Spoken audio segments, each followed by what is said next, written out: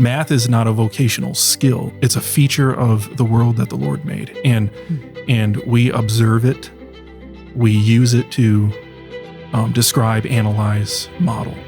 Welcome to Classical Etc. You're in the studio with Memoria Press. Hello, and welcome to another episode of Classical Etc. I'm Jessica Aboud, and I am here with Paul Martin and returning guest, Dr. Tom Sculthorpe. Glad to have you. Glad to be here.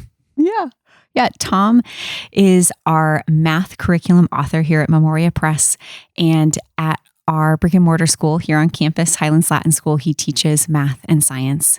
High school only? Which classes do you teach? Technically, we start algebra in middle school. Okay. So I've taught 8th grade through senior year. Okay. Which classes? Algebra 1 and 2, and junior physics, and then AP Physics C, which is the calculus-based course for seniors. Nice. That's wonderful. And a few years ago, we had you on the podcast to do several math episodes. Paul and Martin, I think you guys were on there as well. Right. Yeah, you were. I watched them. They're really good. And I would actually commend them to you. We can link them in this episode that you can go back and watch those. They were a fantastic big picture view of math, why it's fundamental to a classical education. It was fantastic content. I went back and really enjoyed, and I learned a lot. Great. So we covered that already. Today, we're actually going to talk about Memoria Math. Some of it, not all of it. We're still working on it, but the first part of it is out. People are using it. We've gotten great feedback. So we just wanted to talk about how it's going. Great. But before we get into that, we always discuss what we are reading. Paul, how about you? Given what Martin said on previous podcasts, I went and read Washington Square by Henry James. I've already picked some bones with Martin about that because I felt that it was abundantly obvious whether the man was after the girl's money or whether he really truly liked her. You did say that it was ambiguous. I didn't necessarily disagree. It's been a few years since I read it, so I couldn't remember. But Yeah. And we were talking about the movie portrayal of it, and which how Martin's watched. I have maybe not watched it was a little the more movie. ambiguous. Yeah. The book, I think it's obvious, and actually I think the most fascinating character in the whole thing is the aunt, who has these like dreams of romantic love and like being involved in these just like picturesque romantic moments, and she's the one that's creating the whole problem. It's an interesting book. It's a quick read. I thought it was good. Yeah, Henry James writes really small novels and really big novels, and I don't know that there's much in between. Because I'm reading Portrait of a Lady, which is long on the latter side, and I think I've mentioned before on the show that's what I'm reading. It'll take a few weeks, and my esteem for Henry James as a writer just goes up every page I turn. He's really, and he's so precise in everything he writes. He was famous for that. And so there's not a wasted word in the whole book. Did you find that, Paul? Yeah. I mean, I was listening to it and I had to pay attention because I knew if I missed a little segment, I mean, it was clear that it was all like there wasn't fluff, which, speaking of fluff, Mitchell convinced me to go get that book you mentioned, the other one about Jean Le Carré, right. And that's fluff. That I mean, you could absolutely tune out half of that, and it's fine. I haven't finished it yet, but it's fine. Just if you want fluff, it's fine. Just to rinse your brain out? Yeah, or if you're like, I really don't want to mentally engage with much, but I want to be listening to something. Yeah. There you go. Well, and that's the thing about this difference between reading and listening, because I am a big Audible listener, but there are certain writers that you want to read, and James is one of them. And then there's other writers that, if you miss a few paragraphs because your attention was was turned to something else, you haven't missed anything important. You can't miss anything in James. I will say what that does though is like you really want to pay attention. Yes, right. I mean, but it also caught my imagination. I think it was in a weekend. I listened to the whole 6 hours or something, just doing different things because once I started it, I wanted to listen to the whole thing. Mm-hmm. Right. Martin? Well, just Portrait of a Lady. I mean, I sort of said my piece, but I do think we can divide authors up into the ones you can listen to without missing anything, and the ones you can't. And James very definitely is one you can't. I mean, I tried actually with Portrait of a Lady, and part of the problem was I had already read into it, and I already had an idea of what the voices sounded like.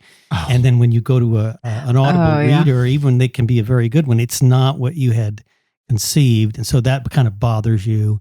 And then I realized I'm not paying attention to everything in here when I'm listening. Can we back up? When you read novels, do you attribute voices of characters in your head? Well, just I think when you read something, you hear things and you see things, and that are not on the page. There's so no you'll hear it with an accent if you're reading something set in Britain. And in fact, in Portrait of a Lady, I was thinking that Ralph, a main character in there, I was thinking that he was purely British. It turns out he's actually American. He actually has an American accent. And so when I'm listening to it, here comes the American accent. I go, no! And then the reader was right. That's fascinating. Oh yes. To me. Oh, and you picture things like when you see a movie, right? Yeah.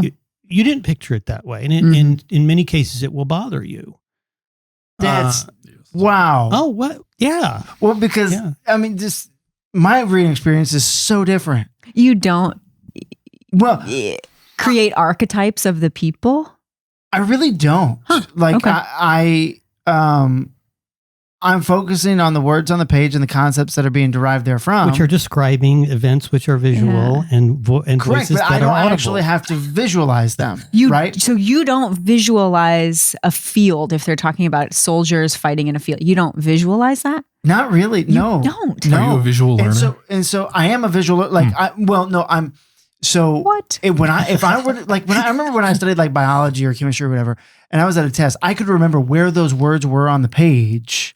So I'm visual in that way, but I am not visual. Like this whole idea of like the memorization tricks to have like a house that you go through room by room. Right. Absolutely unhelpful for me. Sure. And so like the example that was coming to my mind when you were saying you have voices in your head. I mean, that doesn't sound healthy, Martin. Martin has a beautiful mind. But when I read The Lord of the Rings as a child, and I was reading this for fun. It wasn't an academic exercise. It was just, I enjoyed reading, and my mother gave these to me. And I got halfway through The Return of the King, and I had to stop because every character that I had met, I realized when I see Bilbo, I don't actually think Bilbo.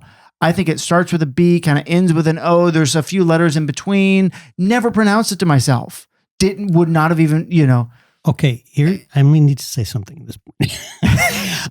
When you read, you should be reading it, and I'm not talking out loud, but when you read, you should be mentally reading it to yourself so that you can hear the voices, so that you can, and because of the inflection of the voice you're reading to yourself in, you can see the things too. Because I read to my 4 children all growing up, and I think that it develops this thing in your mind where you're mentally, not only physically, but mentally reading to somebody else. When you read it to yourself. So it comes back on you with those inflections of the voices, with all that stuff. What I'm saying is I think this is a fundamentally different experience. I'm not saying that you should do one or the other, right. Martin. No, I'm just saying if you don't picture the Shire when you're reading Lord of the Rings. I don't picture the Shire, and that's why actually watching the movie was so.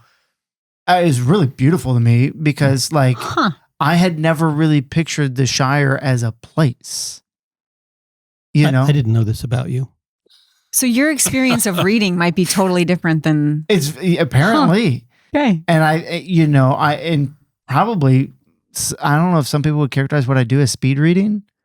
Maybe that I've never fully understood when people say they speed read, what they mean by that. I mean, I'm not skimming. Like, I am reading every word on the page and I'm thinking about it, but I am not. Is it, so it's not immersive?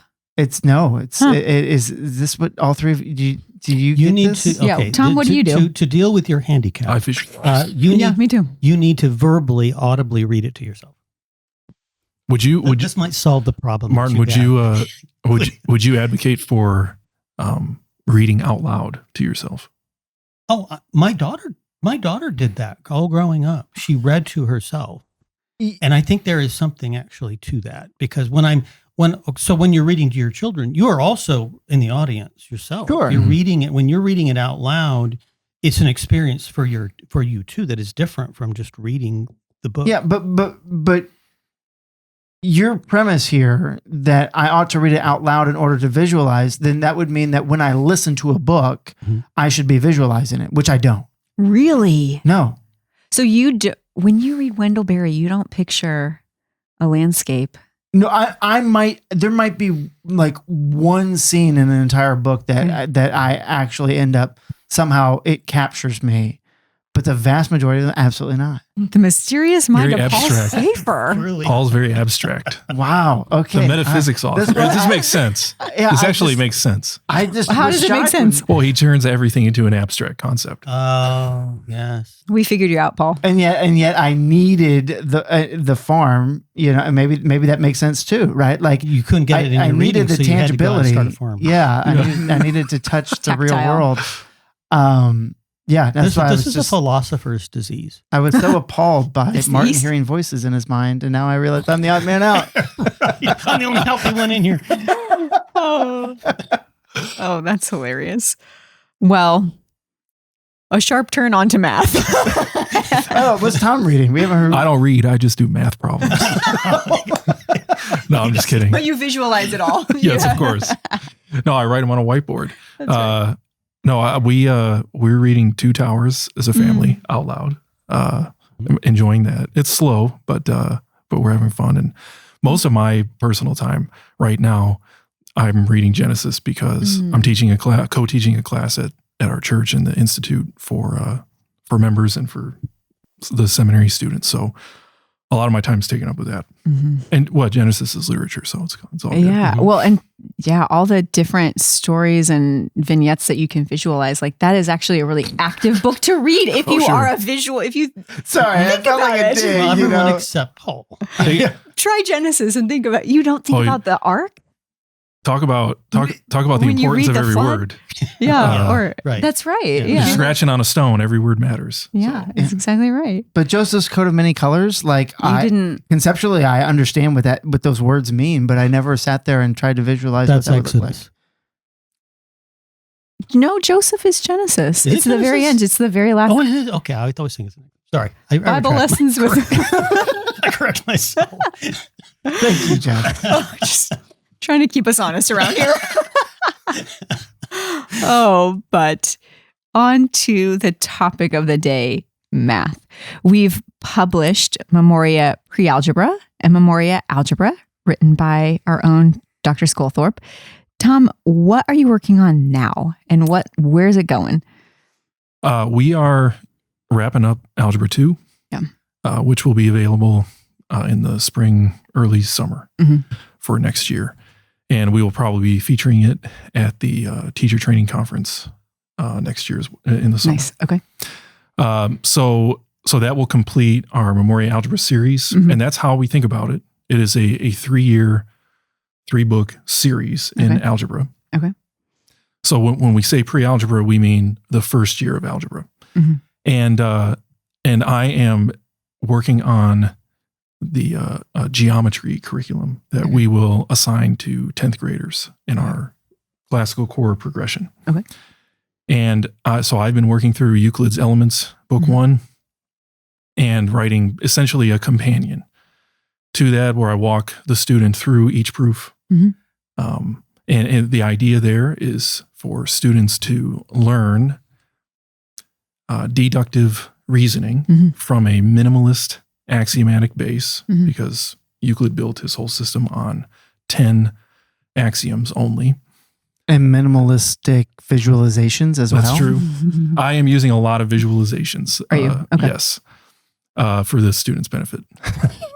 But yeah, so that's the goal, and they learn it through imitation. So we're going to walk through the book and do Euclid's proofs as he did them, and you're going to imitate, you're going to reproduce on your own, and the goal is in about 12 weeks to finish book 1, and for the students to at least gain, to master book 1, and then to gain a familiarity with this kind of reasoning, and then the second half of the course will be broadening the axiomatic base in more of a modern geometry kind of way, where we make a lot of rules and theorems, and then we build proofs on top of them, and that would be the second half of the course. Could I ask a question on that? Well, since Tom brought this up about Euclid, the proofs being logical. I mean, a couple things about that. One is I did not realize it till I don't know, just several years ago, I started looking at Euclid's elements and realizing that a lot of them they're like stacked premises, and a lot of them are enthymemes. In other words, they're missing a premise.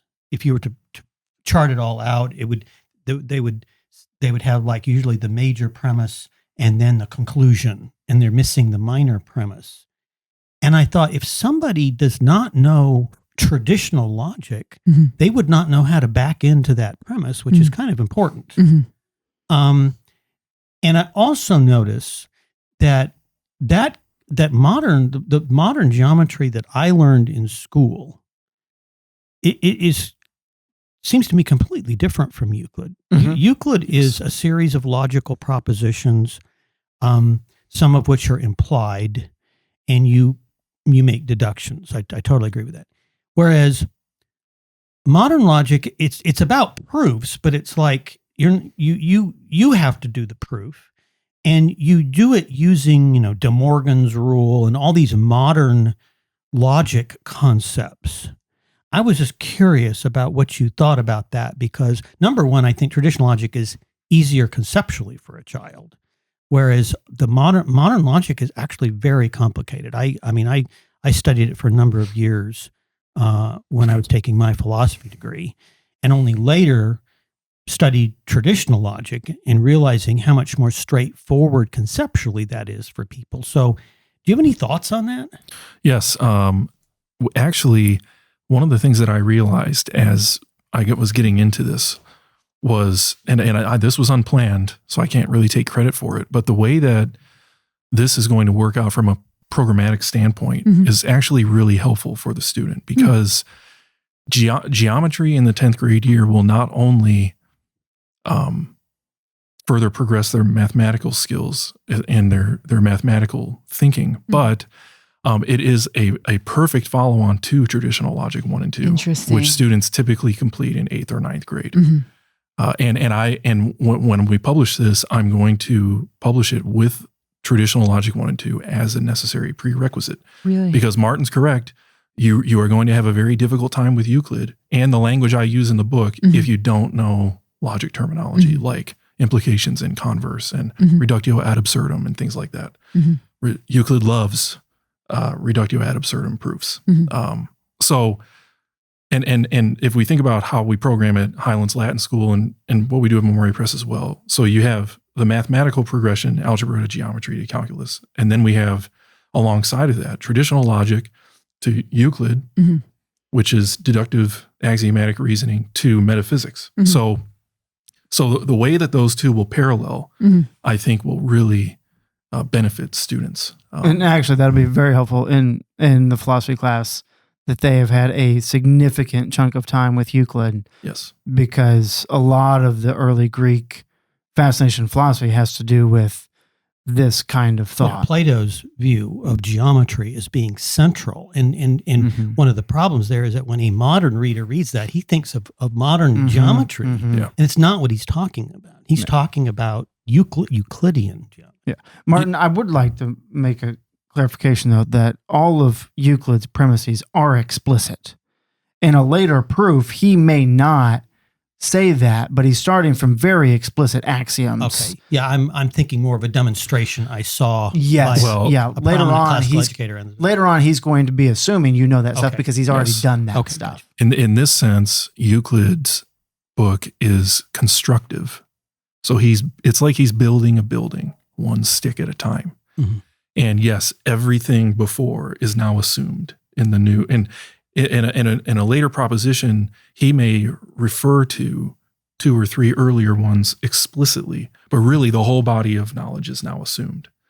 And I think that is going to be something that will be challenging for students. It's been challenging for me personally. Mm-hmm. I've never done Euclid before because we don't teach it that way. But modern geometry, on the other hand, the way it seems to me is not constructive. It's just a body of knowledge. Mm-hmm. And what they essentially teach a dictionary of theorems, and you learn the dictionary so that you can construct proofs on it or with those tools. So, but we can't get away from this. This is geometry in the modern day, and so the idea is to teach a geometry course that's half and half. They get exposure to Euclid, and they master one of his 13 books. The most important one is the first book, but we'll do one. And we'll do it at a very deliberate pace, and then we'll get you. We'll make sure that you get the body of knowledge that you need as a math student in the West in our day. And that's going to be a really unique program. I don't know of any other ones out there like that. Would you say that modern logic is very mathematical in a way that Euclid is not? Well, this is why I think traditional logic complements algebra. Because algebra is a formal system of logic. Mm-hmm.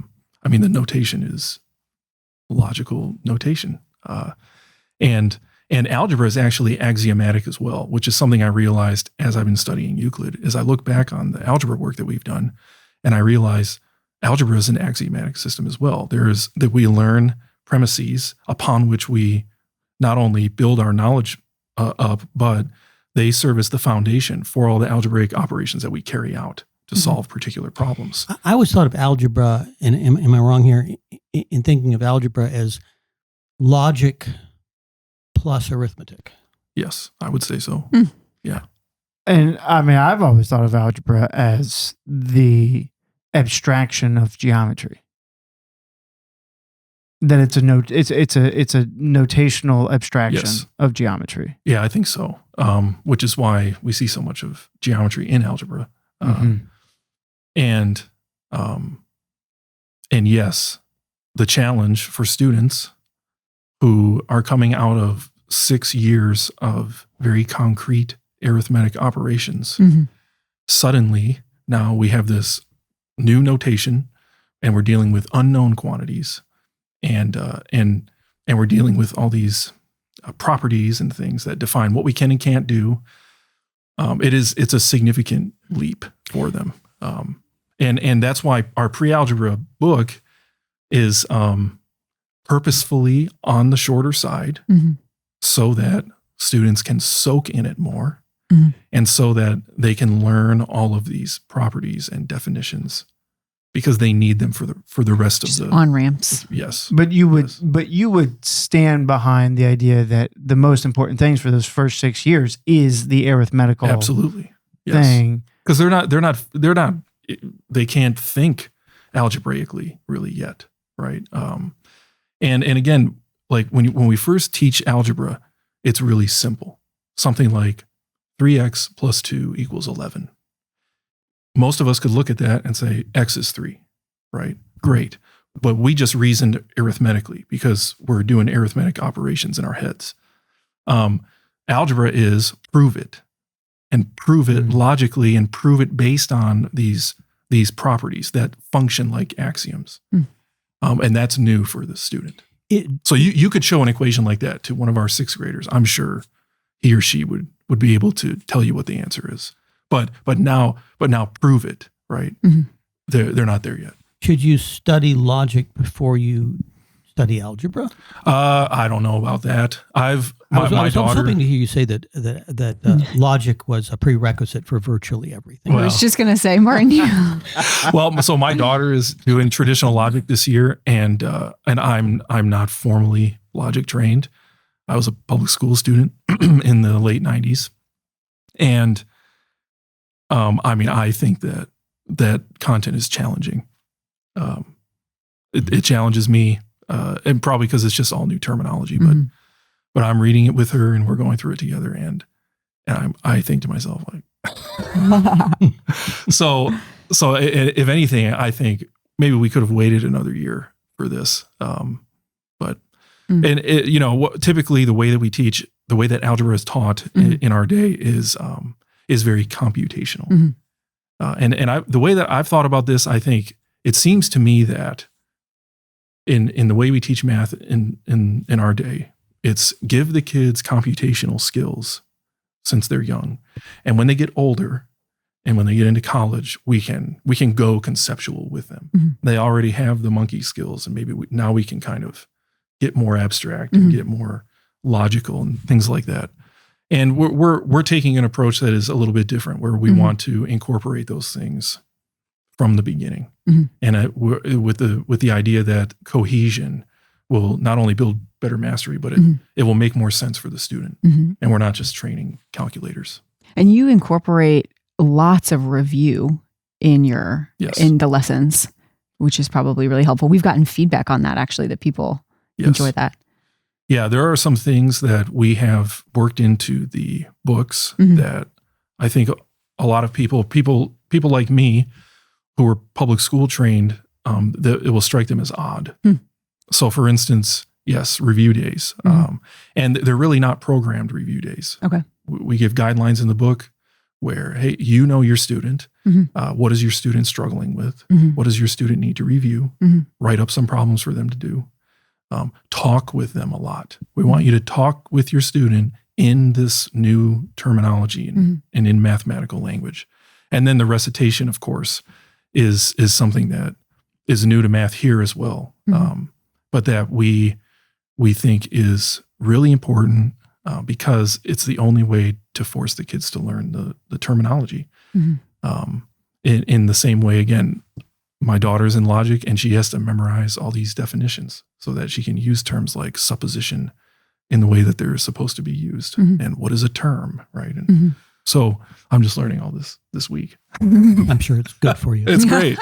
It is. And I would my encouragement to people is to embrace it fully. And I think you will see the benefits. We are already seeing the benefits here at Highlands Latin School. There's no reason why that can't be replicated in other settings, whether they're cottage settings, 1-2 day a week, virtual setting like Memoria Academy, or even in the home with competent teachers. Sorry, Tom, can we go back to this? You said that in sort of our normal modern math education, we do computational, and then we later on, like college, we're trying to get them to understand the concepts. I think there's also the complete opposite of that, where we're trying to get them to understand the concepts 2nd, 3rd, 4th grade, right? Yeah. I was seeing it with our foster daughters. I was seeing homework sheets sent home that were algebraic in nature in 2nd grade. Yeah. And I just wrote on it. I said, well, she doesn't know how to do this, but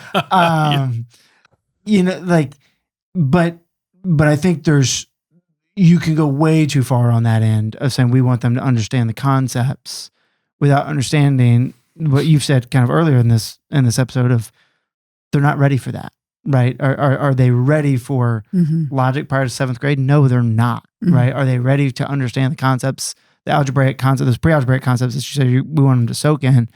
They're not ready for that prior to 7th grade. So, and 7th grade is probably, I wouldn't say a stretch or a challenge necessarily, but it calls them up, right? Essentially, we start the pre-algebra book framing math for them completely differently than it's been framed in elementary school. And look, the elementary grades, the primary grades should be really simple numbers. Add, subtract, multiply, divide. That's it. master that, and with fractions and whatnot as well. All that. Elementary math should be pretty straightforward. In fact, I'm a proponent of removing word problems from elementary math. Just number problems. Mm-hmm. Okay. Yeah, we can teach them word problems in algebra. Yeah. So say a Memoria Press customer gets their Memoria Algebra box in the mail with their books. What, if you were there, what would you want them to know as they're just opening that fresh book and reading the instructions, the introductions that you've thoughtfully written? First of all, your life begins now. No, just kidding. So we have published 4 books and instructional videos. Mm-hmm. And that will be the case for each year of the Memoria Algebra series. Student needs the student textbook. That's like your traditional math book. Mm-hmm. It has examples. It has exercises. Mm-hmm. The teacher manual is essentially that same book with the student textbook pages inset. And then it has all the notes I've written based on how I teach the class. Mm-hmm. And I try to think, what do I need to say so that someone at home can teach the class? Mm-hmm. Or what do I need to say so that a teacher can present this how I think is best? And then we have the quizzes and test book. That has all the assessments in it. We publish 2 versions of every assessment, and those can be used in multiple ways. One way is retakes. Mm-hmm. So if a student doesn't do well, you have another version to give them. Mm-hmm. Also, it's another, essentially it's another problem set. Mm-hmm. You can use one version as a review or a practice, and then the next version as the real one. Mm-hmm. That's how I program it for our cottage school. One version is the practice, the other one is the real one. And that's a really good routine for the students because it's essentially it functions as a review. And then the last one is the solutions key. It has fully worked out solutions for every problem in the curriculum. That's exercises and the quizzes and tests. And when you say solutions key, you really don't just mean the answer to problem 4 is 12. You mean you have worked out every single step of every problem. Yeah, we would say that the way it's written in the solutions key is how we want students' work to look. When they show their work. Yes. Yeah.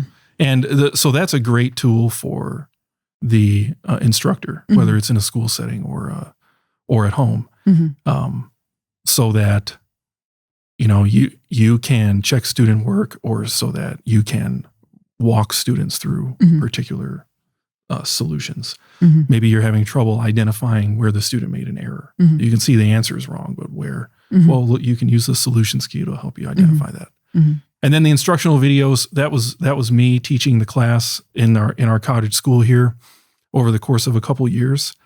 And so, you get to see me do it live. And I hope that that's helpful. I hope that, on the one hand, I would say it's not a substitute for face-to-face instruction and interaction. Mm-hmm. On the other hand, I would say maybe the best use of it might be parent and student watching together. Mm. And that way, parent gets to see how I'm speaking about things, the things I'm emphasizing. Mm-hmm. Student gets to see real-time examples worked out, and then you can start working on the exercises. So that's what we provide. And, as far as like a routine, the routine that I program for my cottage school class, my daughter's in my class. And so this is what we do at home. It's a daily routine. You want to touch algebra each day for a shorter amount of time than trying to do a lot of it in 1 or 2 days. A lot like we say you should study Latin and Greek and things like that. So we always start with recitation practice, practice reciting the definitions or whatever it is for a particular lesson. And then I have the student might watch the video or not. It depends on if you want to do that or not. I want the student to read the textbook and go through the examples. And then I may step in and do something with her at that time. Mm-hmm. And then what I want her to do is I want her to do the first 2 exercises on her own mm-hmm. and then check them mm-hmm. before doing the whole set. So that if there's something missing or she's making an error, they can be identified and fixed before she does it for 10 problems. Right. You may also consider working on the first exercise or 2 with the student. Mm-hmm. So demonstrate the first one and then have the student guide you through the second one. Mm-hmm. What should I write now? I do this a lot at home. We have a whiteboard at home and I say, what's the next line? What should the next line read? And she says it to me and I write it out. Mm-hmm. And we say, is that correct? Okay. What's the next line? Mm-hmm. That's a great drill. And then I'll even ask, what's the basis for what you just did? Mm-hmm. Well, it's the addition property of equality. Mm-hmm. Or it's the definition of additive inverse or whatever. Mm-hmm. And then you want to check for accuracy. So we put a check mark next to correct solutions. We put an X next to incorrect ones. And you want the student to identify their own errors. Mm-hmm. Now, pre-algebra, early algebra 1, they may not be very good at this yet, and that's okay. You want them to at least try. Mm-hmm. Okay, this is incorrect. Find the error that you made. I'd say my student is 50-50. Mm-hmm. Sometimes she brings it to me and says, I don't see what I did wrong. And I say, it's right there. But other times I'll say, okay, you made an error from this line to this line. Where is it? And she looks and she's like, there it is right there. Mm-hmm. I can't stress enough the importance of student recognition of errors. Interesting. So because if they can see their own errors, now they've learned. Mm-hmm. Mm-hmm. And the likelihood that they will repeat that error in the future is much lower than if you just tell them what the problem is. Mm-hmm. You want to avoid doing that as much as you can. Mm-hmm. And then whatever errors or things that they did wrong, you want them corrected. And then that would be the end of the day. Call it 45 minutes to an hour. Mm-hmm. And, look, all this boils down really to, do you want to be successful in the discipline or not? Mm-hmm. Mathematics is rigorous, mm-hmm.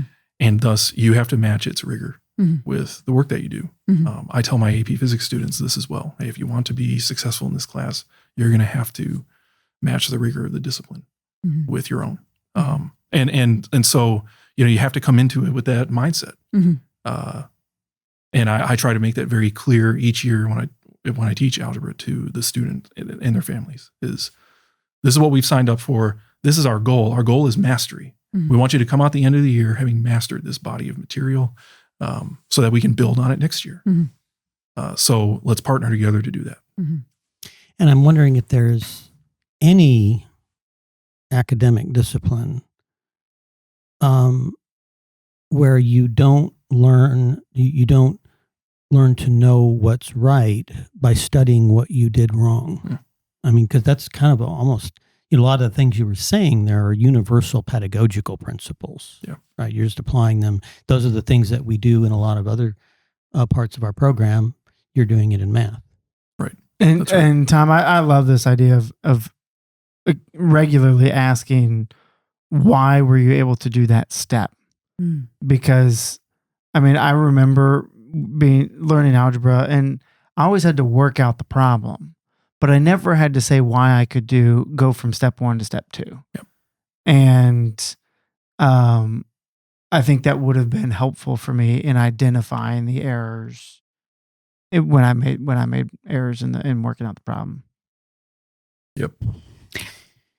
If you are a humanities person, this is a more general math question. If you are a humanities person, let me put it this way: a humanities person comes to you and he says, "So this is I'm not planning on being a mathematician." Asking for a friend. Asking for a friend. And so I don't perceive that I'm going to be using a lot of math in my life. What are the mathematical subjects that you would say are essential? And can I give you my answer to that question before I ask you for yours, and you can tell me whether I'm right or wrong? Number 1, arithmetic. You use arithmetic all the time. And also algebra.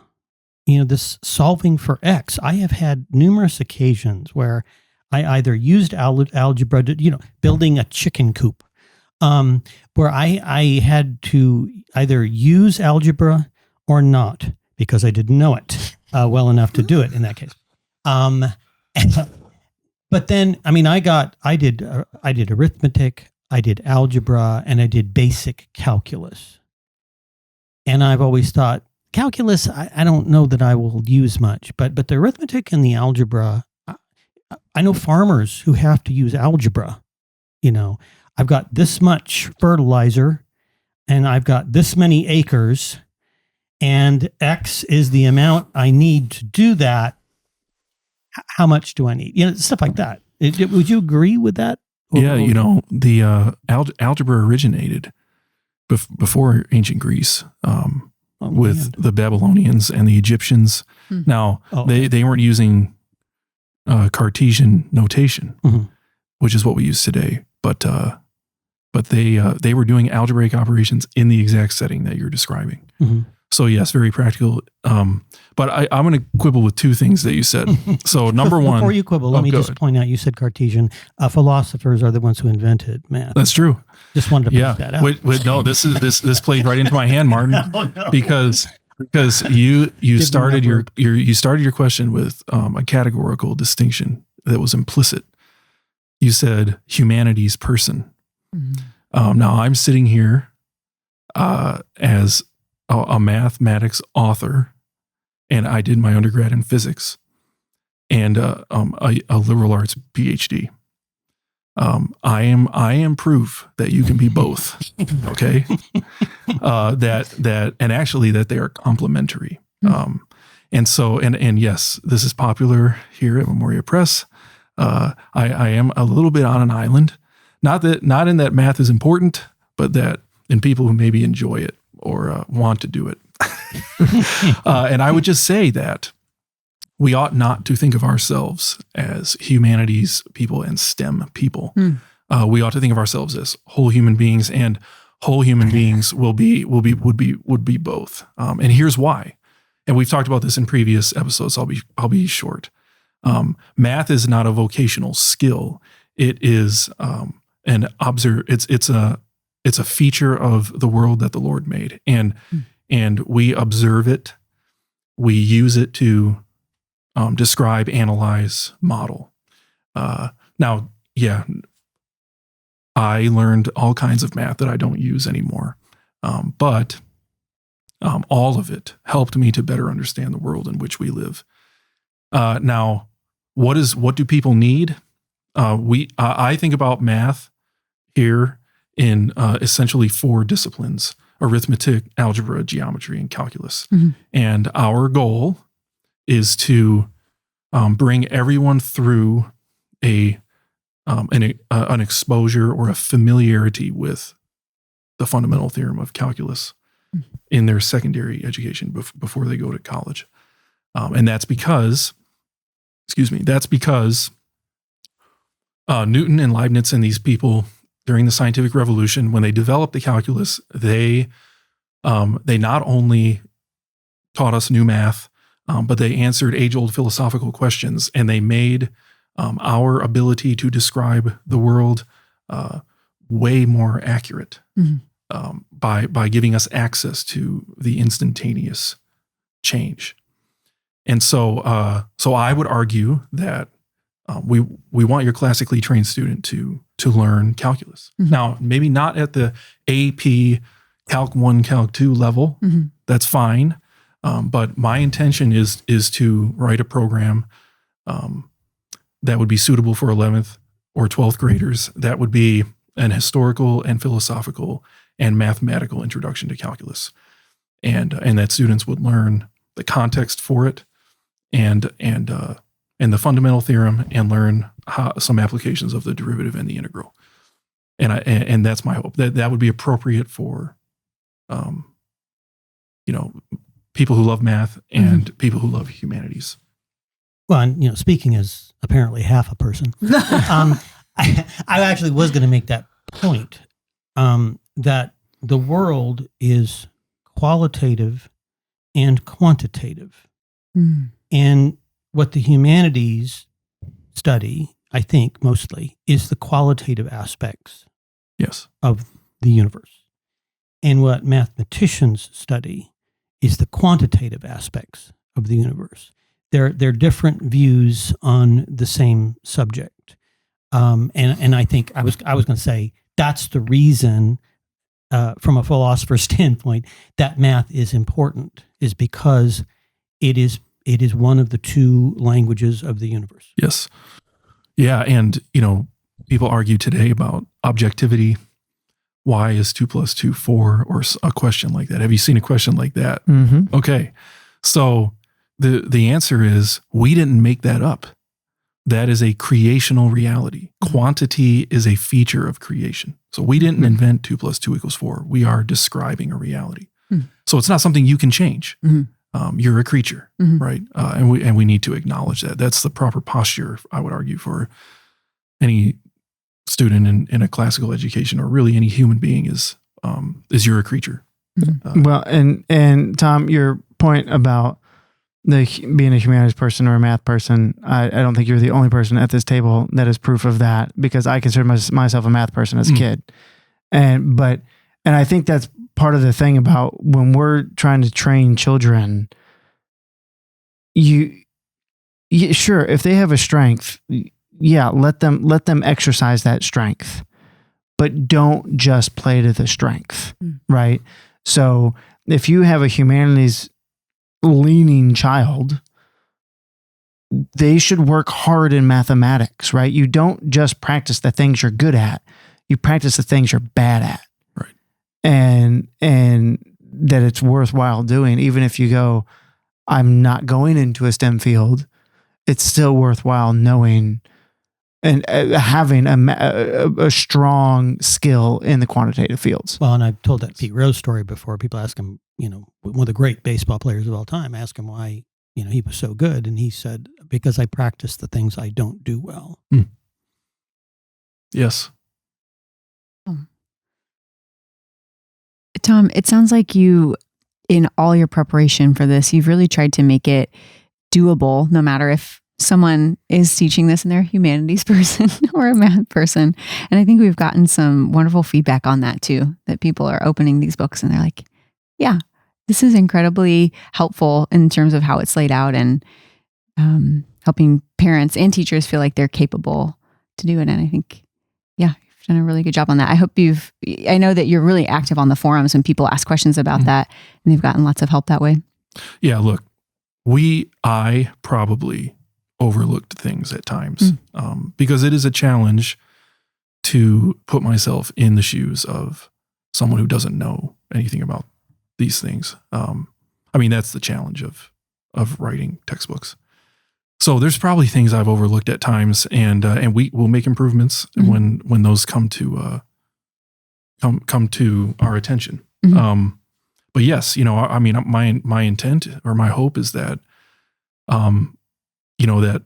that if you don't want to outsource high school math, you don't have to. That you can do it in the same way that, well, you could say the same thing about Latin and Greek. Now, granted, the more complicated it gets, it's tougher to teach it if you don't know it yourself. Absolutely. But I think algebra, and my hope is the geometry book as well, that we can get through those without the necessity of outsourcing. Now, if you really are if you feel that you are ill-equipped, and that's totally fine, but you want your student to get math at a high level and learn it well, we have Memoria Academy available, and we have master teachers there who use our books and who will walk students through that stuff 2 days a week. And that's right. I used to teach for Memoria Academy, and I really enjoyed it. The students are excellent, and so I would highly recommend that as if you're going to outsource it, that's a great way to do it. You made a point there about how you sometimes have a hard time thinking about what it looks like from a student's perspective, and this is I think the good thing about teaching. Yes, is that the more you teach, the more you do understand that better. The better you do understand that, and I have this theory that many bad textbooks are written by people who know the subject but have not taught it. And they just simply don't know how children learn. And so the fact that you teach it, I'm sure helps in that regard. Yes. Oh, I'm sure tremendously. Yeah, our intent is to teach the geometry book before we publish it. So and I covet that experience. Whether it's myself who does it or someone else, whatever the student response to what we're trying to do will be really important as far as finalizing that. That's right. So, yeah. Well, thanks, gentlemen, for joining us for today's discussion. And thank you for joining us as well. We will be back next time. Thanks for joining us today on Classical Etc. by Memoria Press. If you like what you heard, please like, subscribe, or share this episode or comment. We love to hear your questions and your comments. If you want to learn more about Memoria Press, please go to memoriapress.com. This has been Classical Etc. We're so glad you joined us, and we'll see you next time.